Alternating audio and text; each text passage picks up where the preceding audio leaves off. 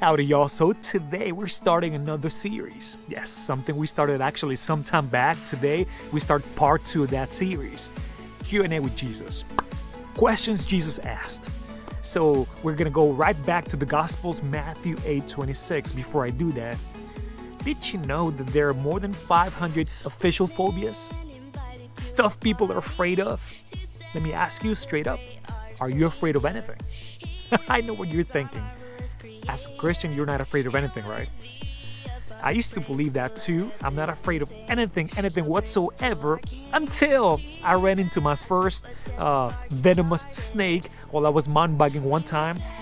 I'd never ever seen a snake up that close, and my first time, guess what happened? It was just inches away from my ankle and it snapped a couple times. So right, one of those copper hits. I'm telling you, ever since that time, it's like I don't want to see snakes close to me. Before then, I always wanted to run into a snake, be able to see one in person, like out there in the wild, in the outdoors. But ever since that one first encounter, I don't like snakes at all. I don't like them. And even I could tell you right now, okay, it's okay, I'll just run into them and I won't be scared. But as soon as I see them, it does something to me. It's like crazy. Okay, I keep it together, but I don't want to be close to it. My first time running into a snake, just think about it. It was a couple inches away from my ankle, and that thing snapped a few times. Couldn't get me, thankfully. But are you afraid of anything yourself? Are you afraid of anything? And I mean anything. Matthew 8:26, Jesus asked the disciples, "Why are you afraid?" They're in the middle of this storm on the Sea of Galilee. They're in a boat.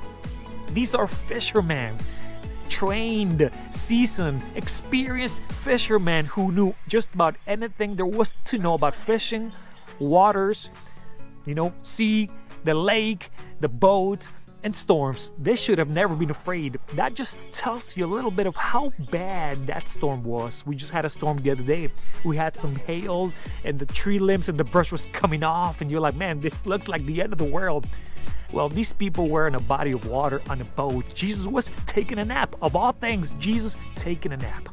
And they go wake him up and they tell him, "Hey, Jesus, don't you care that we are about to perish?"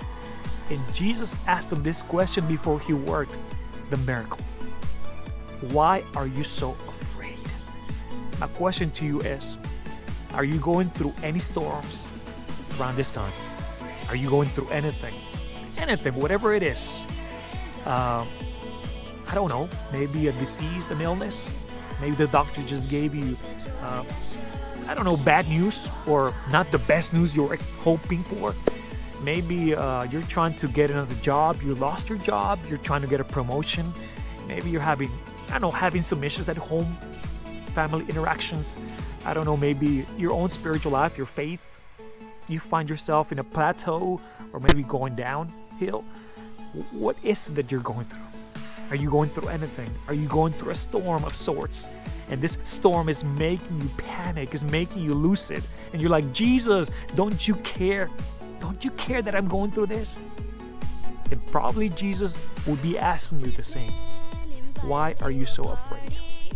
Let me take you back to Psalm 23:4, where David tells us, "Though I walk through the valley of shadow of death, I will fear no evil." Why? The next line answers that. "For you are with me." The disciples forgot Jesus was with them. They forgot what he could do. Is it possible you and I, when we're going through a storm, we lose sight of Jesus even though he's right there, right next to us? Don't ever forget, Jesus is right there, right next to you.